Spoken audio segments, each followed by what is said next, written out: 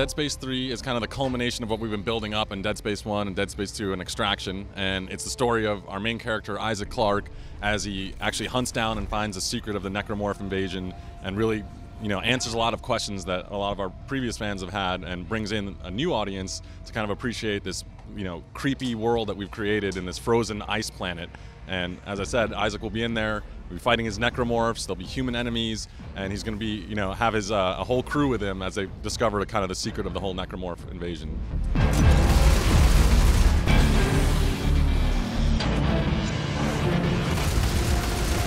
What we showed, we showed at E3 with our big announce and our big reveal. Like, we showed a lot of the new things that we're working on, but it's not just about like kind of these bigger features that are kind of new to the franchise. We're still being true to what our game is about, and it's always been has that kind of creepy feel, and it's been about the ambience and survival horror and about all of the kind of tense moments that you have in dark corridor gameplay. We're absolutely going to have that, and as you can see, if you take a look at some of the other levels that we have that we are actually showing now, you can see that kind of tight corridor gameplay and zero-G space and just the isolation that you feel. So I don't think that I think fans of the franchise will be very happy when they actually get the game in their hands.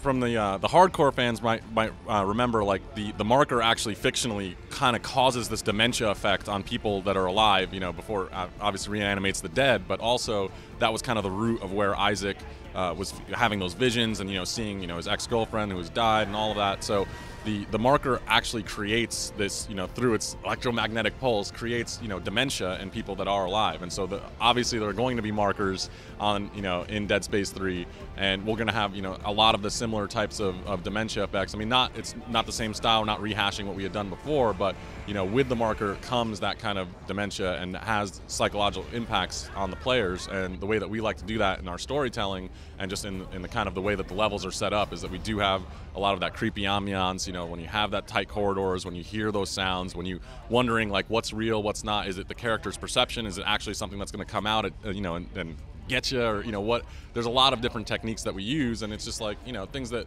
a lot of tried and true, of course, monsters jumping out of the closet type of thing, but there's also just moments where you look and you see scribbling on the wall, you see visions of things that may or may not be there, but all of that is still going to be evident in Dead Space 3, and so that's how we're going to be continuing that kind of fiction. It's all going to work towards the story.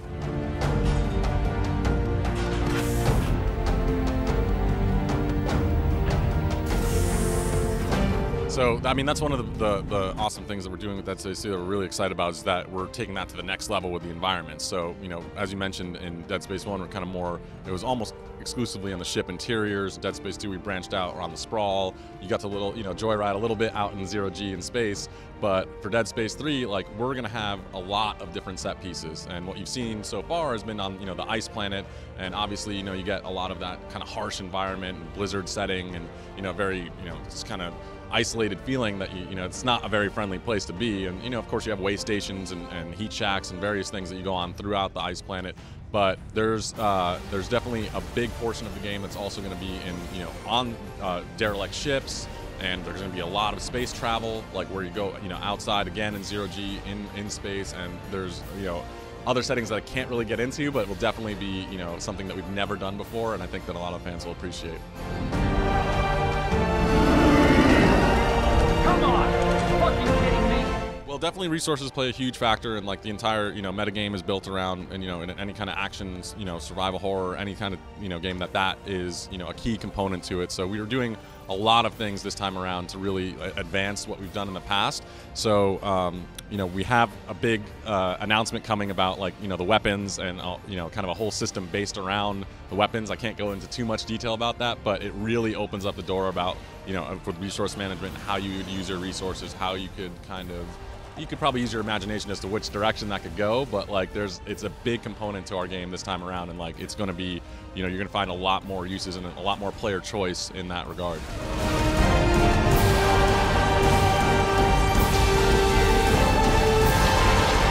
added a lot of enhancements to some of the existing mechanics. So like stuff like TK, like, you know, we've always had the TK ability where you can grab things, throw them, and now we're actually adding torque ability to TK, so you can actually grab things and rotate them and apply force and, you know, and impact on the objects that you grab. And so that's really cool to use for combat, but also for puzzles. And that's, you know, going to play a big part into, like, you know, the puzzle gameplay and adding another layer into that, which is really cool.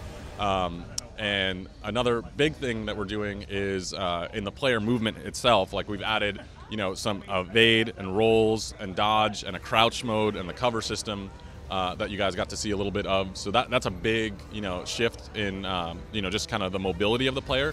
We feel that we've done it in a really cool way that maintains kind of the Dead Space, you know, feel. So it's not going to be like all of a sudden a completely different type of game, but when there is, you know, stuff that feels like you should be able to get into cover, and when you have certain fights and, you know, boss fights or things like that, when you're trying to dodge and, you know, get away from things, you'll have that ability. And I think it just makes the character feel more fluid. But we've also, you know, we did pay attention, you know, he's heavily armored, you know, like we have a lot, you know, you see the Isaac suits, you know, they're not something that you would be able to just, you know, completely roll around like some ninja. So it's not something that is game breaking in any way, but we feel that it really enhanced kind of that mobility, and we're pretty excited about that on the player mechanics side.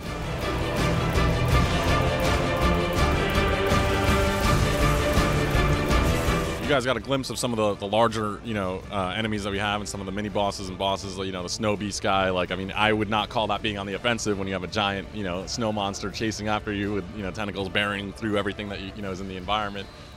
You know, but that's obviously, you know, a big epic fight. But there's a lot of different things. Our infection sequence has been, you know, and like the way that our enemies get infected has completely changed for Dead Space 3. So previously we had that, you know, kind of infector guy that flew around and infected corpses kind of slowly one by one.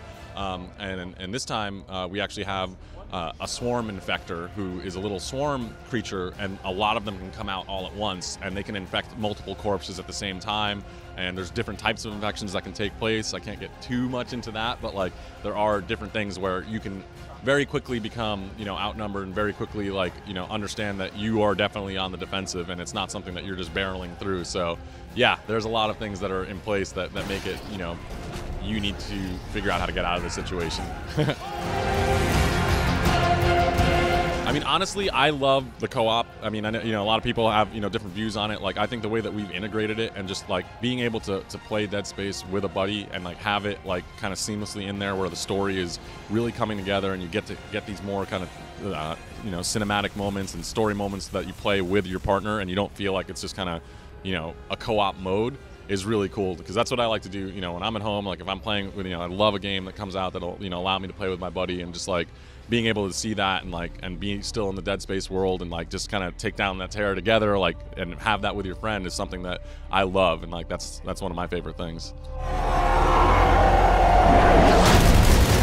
You know, obviously we try to make sure, you know, and we'll have ways that we can, you know, tell, you know, kind of people caught up to the story that haven't played it. But for those that want to really get like a really strong understanding of it, I think if you go back and play Dead Space 1, I would pay attention to kind of like the whole Mercer dialogue, and like, you know, at the tail end, I think it was in chapter 5, when he's making the hunter, and like he starts talking a little bit about like how he feels about the unitology, and like, and just the kind of necromorph, you know, his theories on what the necromorph evolution is, and it's kind of the, you know, the whole unitologist ethos about what that is. And then hearing later in the game in chapter 10, you have Dr. Kine that is kind of explaining the hive mind, like the final boss, what, you know, what his function was and what his purpose was, as another kind of cool story point that I think people will give a little bit more background into some things that we're doing in Dead Space 3. And of course, in Dead Space 2, you know, anything that's going around in the marker lore, like the marker test labs, you know, when that's in chapter 10 on DS2, like just there's a couple of logs in there that kind of go into detail a little bit more about like how, you know, how the discovery of the markers were made by the, you know, by humans for the first time, how that like kind of branched out, and like what different, you know, the government is doing to kind of why they're interested in it, and why, you know, the unitologists are interested in it. So I would just stick to the marker lore, and I think that would be like something that's really kind of would provide a little bit more backstory to those that are interested in that.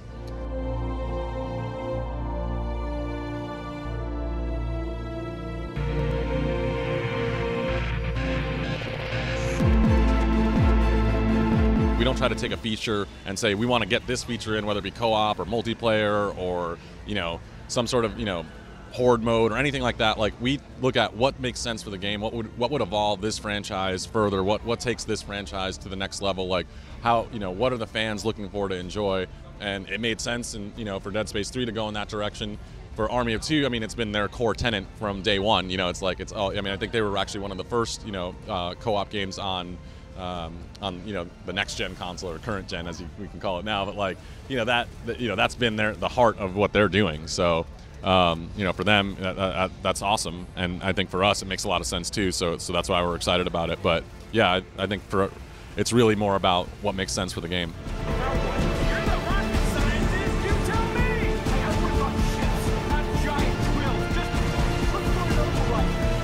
So Dead Space 3 is going to be released in February 2013 on Xbox 360, PS3, and PC. And for Gamescom, you can look forward to a big unveiling of one of the key features that I have to dance around a little bit. So that will be coming soon, about a week and a half. So that'll be awesome.